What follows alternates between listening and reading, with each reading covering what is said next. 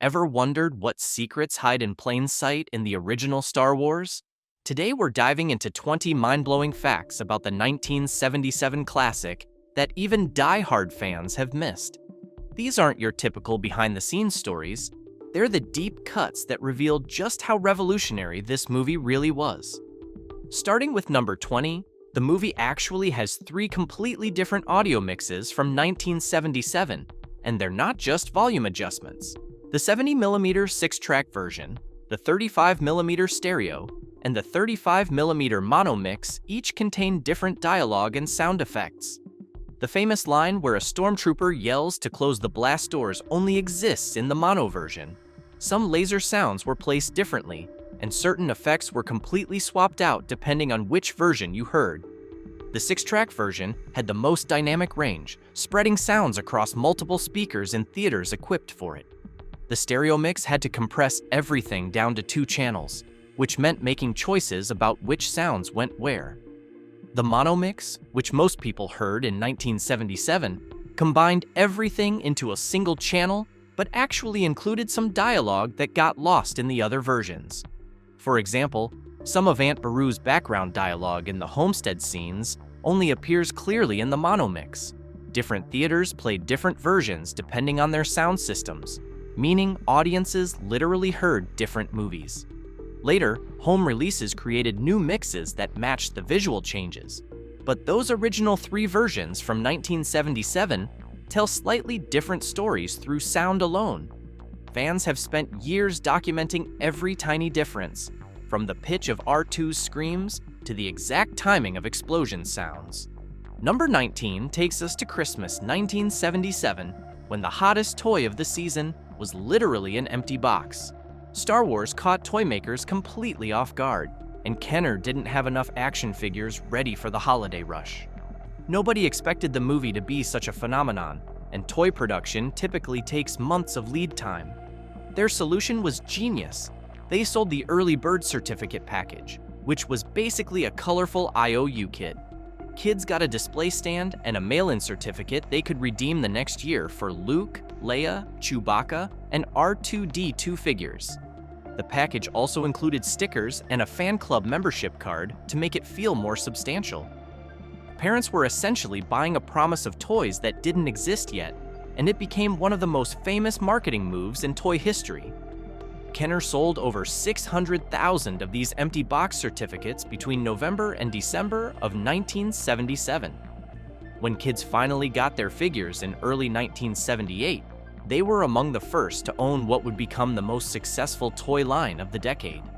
Today, an unopened early bird package with the original certificate can sell for thousands of dollars at auction. It proved that Star Wars merchandising was about more than just toys. It was about being part of a cultural phenomenon. For our 18th secret, you might not know that parts of the desert planet Tatooine were actually filmed in California, not just Tunisia. While most people know about the Tunisian locations, the production also used Death Valley for certain shots. They even dressed up an elephant named Margie as a bantha in California, and then cut those shots together with the Tunisia footage. The elephant wore a specially designed costume made of palm fronds and synthetic fur, with a fake horn assembly attached to its head. The rider was a stunt performer in full Tusken Raider costume, trying to make an elephant look like an alien creature. The California shoots were necessary because transporting an elephant to Tunisia was impossible, but Lucas needed the bantha for key scenes. The planet's name itself comes from the real Tunisian town of Tatooine, spelled with an extra A. The production used actual locations like Matmata, where the Hotel City Driss became the Lars homestead interior, and the island of Djerba for Mos Eisley exteriors. The hotel is still in business today and maintains the Star Wars decorations for tourists. Some of the Tunisia locations were so remote that the crew had to build roads just to reach them. A flash flood during production destroyed several sets, forcing quick rebuilds. The combination of real Tunisian architecture and California desert inserts created a planet that felt both alien and believable. Number 17 brings us to that famous blue milk Luke drinks at dinner. On set in Tunisia, it wasn't some exotic space drink created by the props department. It was just regular UHT milk, the kind that doesn't need refrigeration, mixed with blue food coloring. Mark Hamill has described the taste as oily and absolutely ghastly. The long-life milk had a strange texture to begin with, and the food coloring made it even worse. He's talked about how disgusting it was to drink in multiple interviews over the years, turning what looks like a simple prop into one of his least favorite memories from filming. The props department experimented with different shades of blue before settling on the final color, which had to look alien but not completely unappetizing on camera. They tried other colors first, including green and purple, but blue worked best under the lighting conditions. Hamill had to drink it in multiple takes, and since they were shooting in the Tunisian heat without proper refrigeration, the milk would often be warm or even slightly spoiled. The blue milk became such an iconic image that Disney eventually created a real version for their theme parks, though supposedly it tastes much better than the original. Harrison Ford allegedly refused to drink it after watching Hamill's reaction during the first take. The 16th secret involves Peter Cushing, who played the menacing Grand Moff Tarkin. Despite his intimidating presence on screen, Cushing spent most of his scenes wearing bedroom slippers. His costume boots were too small for his size 12 feet, causing him serious discomfort. The wardrobe department had ordered the wrong size, and by the time they discovered the error, there wasn't time to get new boots made. So whenever possible, he wore carpet slippers and asked to be filmed from the ankles up. This means that during some of the Death Star's most threatening moments, the commander was literally shuffling around in fuzzy slippers. Cushing was such a professional that he never complained publicly, only mentioning it to close friends on set. The slippers were reportedly a tartan pattern, completely at odds with the military severity of his costume. In scenes where his feet might be visible, he would squeeze into the painful boots just long enough for the take. Carrie Fisher later said she had trouble taking his threatening speeches seriously once she knew about the slippers. The crew would help him change footwear between shots, and someone was assigned specifically to keep track of which scenes needed boots and which could use slippers. When ILM digitally recreated Tarkin for Rogue One decades later, they gave him properly fitting boots as a tribute to Cushing's suffering. Number 15 reveals that Jabba the Hutt was originally in the 1977 film, but not as the giant slug we know. A docking bay scene was actually shot with actor Declan Mulholland playing Jabba as a human character. The plan was to replace him with an animated creature in post-production, but the scene was cut for time and budget reasons. Mulholland wore a furry vest and portrayed Jabba as an Irish-accented space pirate. The scene was fully completed with sound and music, with Harrison Ford playing against Mulholland, as if he were the final character. In the dialogue, Han actually steps on Jabba's tail, which made no sense with a human actor, so Ford just walked behind Mulholland in a strange circle. It wasn't until the 1997 special edition that this footage was restored, with a computer-generated slug creature painted over the human actor. The CG artists had to create a tail for Han to step on and digitally lower him to make the moment work. The original version would have shown Han Solo talking to what looked like a regular, if somewhat portly, human crime boss. Lucas always insisted this was temporary, but some crew members believe the human Jabba might have stayed if the film had a smaller budget. The scene explains why Han is in trouble and establishes his debt, information that audiences in 1977 had to piece together from context. For secret number 14, we have the most controversial change in Star Wars history: Han shot first. In the original 1977 theatrical release, Han Solo shoots Greedo during their cantina standoff without hesitation. It happens quickly, Han's hand moves under the table, we see a flash, and Greedo slumps forward dead. This established Han as a dangerous smuggler who would kill to survive. George Lucas changed this for the 1997 special edition, making Greedo shoot first and miss from 3 feet away.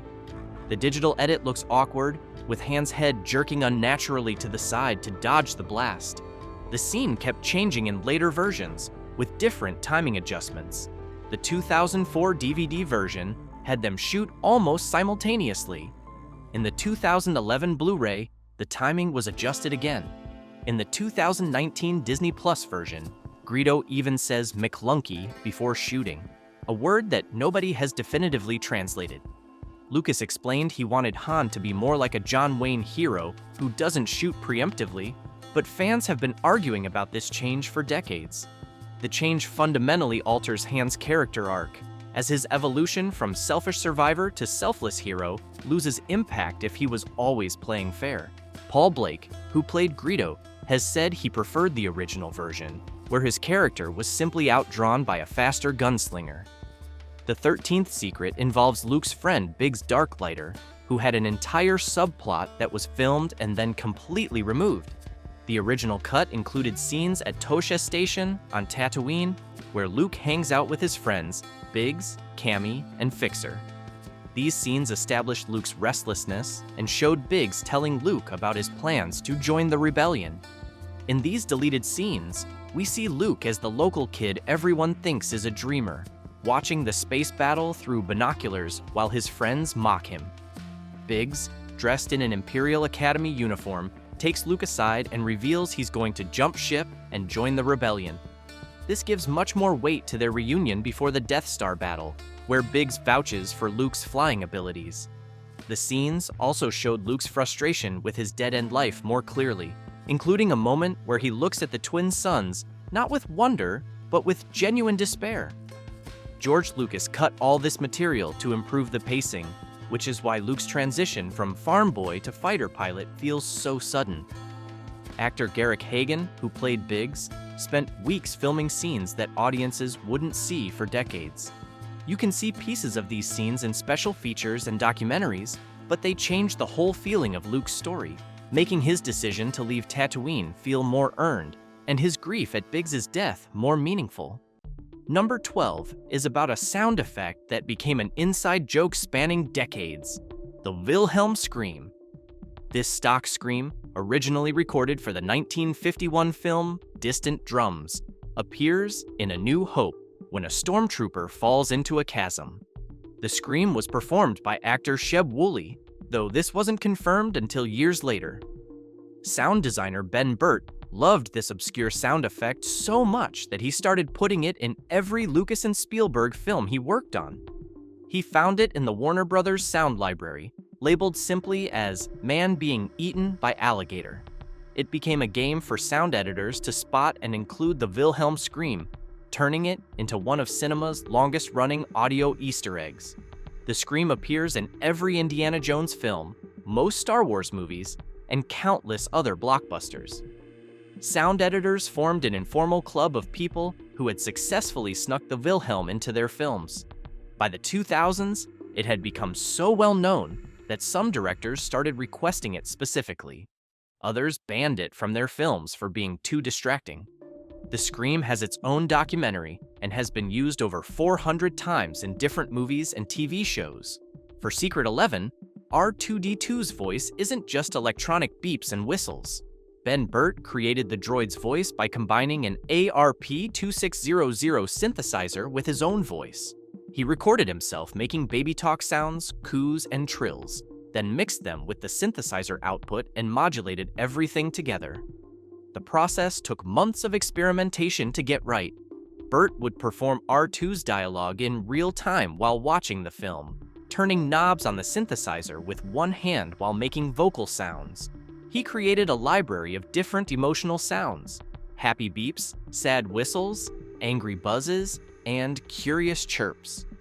This blend of human and machine is why R2 feels so expressive and emotional despite never saying an actual word. Lucas originally wanted R2 to speak English with a gruff voice, but Burtt convinced him that abstract sounds would be more universal. That same synthesizer Burtt used is still in his archive today, occasionally brought out for special demonstrations. The combination of organic and electronic elements made R2 feel alive in a way that pure synthesis never could have achieved. The 10th secret reveals that Chewbacca speaks in a carefully crafted language made from multiple animals. Rather than using one animal sound, Ben Burtt created Chewie's voice from bears, walruses, lions, camels, and other creatures. The main foundation was a black bear named Pooh from a wildlife preserve. Burt would visit the preserve with recording equipment, waiting for the bears to vocalize. Walruses provided the lower frequencies and that distinctive bark. A camel's bleat was used for moments of surprise. Lions added aggression and power. He would blend and pitch these sounds differently to create various emotions: curiosity, annoyance, affection, anger. Each line of Chewbacca's dialogue was actually scripted in English, and Peter Mayhew learned these lines so he could perform the right emotional beats. Burt would then match his animal sounds to Mayhew's performance. This animal choir approach is why we can understand Chewbacca's feelings perfectly, even though he never speaks a human language. The sound library for Chewbacca eventually grew to hundreds of different combinations, each cataloged by emotional content.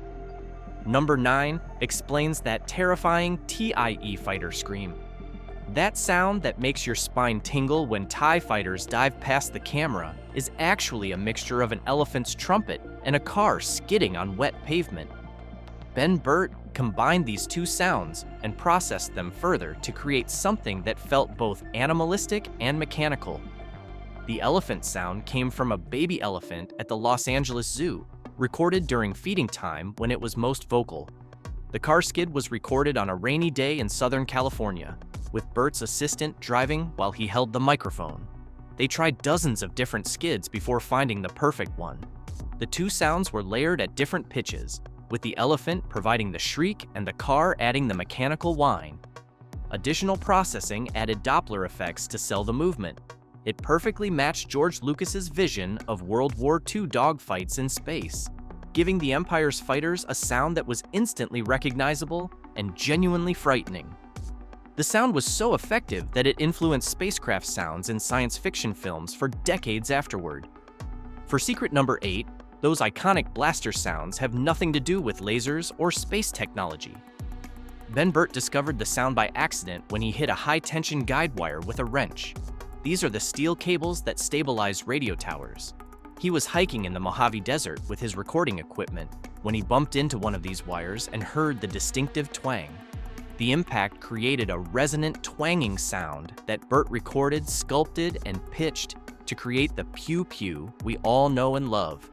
He spent weeks hitting different wires with different objects to create a library of blaster sounds. Heavier impacts became the sounds for larger weapons, while lighter taps created the standard stormtrooper blaster fire. The sound naturally had a musical quality, with each wire producing a different pitch based on its tension and length. Every blaster shot in Star Wars came from hitting a piece of metal in the California hills. The organic nature of the sound, with its natural delay and echo, made it feel more real than any synthesized laser effect could have. The 7th secret is about the lightsaber's legendary hum. Ben Burtt layered the idle hum of an old film projector with the electromagnetic buzz from a television set. The projector was an old simplex model that ran in the USC cinema department where Burtt was studying. The motor created a perfect steady drone that became the base of the lightsaber sound. For the TV interference, Burtt discovered that moving a microphone near a TV picture tube created different pitches based on proximity and angle. He then performed the movement sounds by moving a microphone past a speaker, creating a Doppler effect that made the blade sound alive. The combination of these two everyday sounds, that projector motor and TV interference, created what became the most famous weapon sound in cinema history. Burtt recorded hundreds of passes to create a library of swooshes, clashes, and impacts. Each character's lightsaber was given a slightly different pitch to make them distinguishable in combat scenes. Number 6 reveals that the lightsaber prop itself came from unexpected places. Set decorator Roger Christian didn't build it from scratch. He found it in a box of old camera equipment. The main component was a Graflex flash gun handle, a piece of vintage photography gear from the 1940s. These flash attachments were used by press photographers and had a distinctive Art Deco design. He added T-track grips from cabinet edging found at a hardware store, and a few other industrial parts, including a calculator bubble strip for the activation switch. The pommel came from a sync knob, and the D-ring was from a military surplus store. Christian's philosophy was to find objects that already looked designed and purposeful, then combine them in unexpected ways. Similarly, Han Solo's DL-44 blaster started life as a Mauser C-96 pistol from World War I, dressed up with a scope from an M19 sniper rifle, a flash suppressor that was actually a modified lawn sprinkler part, and various mechanical bits. These real-world objects grounded the fantasy in something tangible. The wear and patina on these vintage parts gave them instant history, making them feel like artifacts from another galaxy rather than freshly manufactured props. For Secret 5, we need to talk about greeblies, those tiny details that made Star Wars feel real. The model makers at ILM would buy stacks of plastic model kits, tanks, planes, cars, trains, anything they could find. They'd harvest all the tiny parts and scatter them across spaceship hulls and Death Star surfaces. A single Star Destroyer model might have parts from 20 different model kits. Tiger tank treads became mechanical details on spacecraft hulls. Parts from a Ferrari model kit ended up on the Millennium Falcon. The Death Star surface included pieces from battleship models, railroad kits, and even architectural models. This technique, called kit bashing, created the textural density that made everything feel functional and lived in. The word greebly itself was coined during production and is now standard terminology in the film industry. Model makers would compete to see who could incorporate the most unusual kit parts. Some of these models were specifically built to blow up during filming, with pyrotechnic charges built right into them. The destroyed models couldn't be repaired, so every explosion had to be perfect on the first take. This approach influenced model making in films for decades, establishing the used universe aesthetic that made Star Wars feel so different from the clean, sterile science fiction that came before. The fourth secret involves those Death Star trench tiles that made the climactic battle possible. The famous trench run depended on modular surface panels loaded with pipes, vents, antennae, and geometric shapes. The ILM crew fabricated dozens of these lightweight sections from vacuum-formed plastic and model kit parts. Each tile was about 2 feet square and could be connected to others like a giant puzzle. They could rearrange the Death Star's surface between shots and extend it to whatever length a camera move required. Some tiles were specifically rigged with miniature explosive charges for the surface explosions during strafing runs. The pyrotechnic tiles had small chambers filled with Fuller's earth and titanium powder to create the distinctive white explosions. The trench itself was built in forced perspective, narrowing as it extended away from the camera to make it appear longer than its actual 20-foot length. Original trench tiles from the production occasionally show up at major auctions, complete with the scorch marks from their pyrotechnic adventures. The modular system allowed the crew to shoot the trench from multiple angles without building entirely new sets, crucial for a production with such budget constraints. Number 3 introduces us to the Dixtraflex, the camera system that changed visual effects forever. John Dykstra and his ILM team built the first digital motion control camera system, which allowed precise, repeatable multi-axis movements around the miniature models. The system used stepper motors controlled by a computer, revolutionary for 1976. This meant they could film a starfield in one pass, an X-wing in another pass, a TIE fighter in a third, add laser bolts in a fourth, explosion elements in a fifth, and combine them all perfectly in optical printing without any jitter or misalignment. Each pass had to be perfect, because optical compositing degraded image quality with every generation. The computer storing the motion data was the size of a refrigerator and had less processing power than a modern calculator. Programming a single camera move could take hours. Without the Dixtraflex, those dynamic space battles where the camera swoops and dives through the action would have been impossible. The system was so revolutionary, it earned an Academy Scientific and Engineering Award and influenced every special effects film that followed. The second secret is that the original Star Wars didn't call itself Episode 4. If you saw the movie on opening weekend in May 1977, the first title after A Long Time Ago in a Galaxy Far, Far Away was simply Star Wars. No episode number, no subtitle. The Episode 4, A New Hope designation wasn't added until the 1981 theatrical re-release, when Lucas was solidifying his vision for a larger saga. This retroactive numbering made the original film feel like part of a bigger story that had always existed, even though it was added 4 years after the fact. The decision to start with Episode 4 was brilliant marketing, making audiences feel they were joining an epic already in progress. It created immediate mythology and suggested a rich backstory that didn't actually exist yet.